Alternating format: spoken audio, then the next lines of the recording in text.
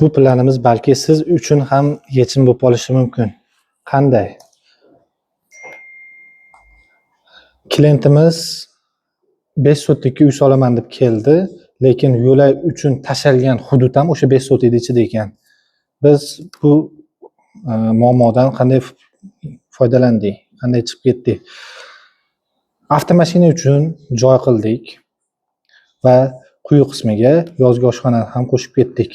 Yo'lakdan yozgi oshxona va avtomobil uchun foydalanyapmiz. 3 tushadigan asosiy qism 3 sotik bo'lib, 3 sotikka 3 oila sig'adigan qilib plan qilindi. Bu tomonda 3 xona tushgan, ya'ni yotoqxona, oshxona, sanuzel, yotoqxona, detskiy xona, hol, umumiy hol oila uchun va mehmonxona. Mehmonxonani chap tomonida tashqi hojatxona qilingan, bu tomonda esa kotelnik, katta yo'lxona qilingan. Podval qismida ham 3 xona plan qilingan, podvalga bu joydan tushiladi.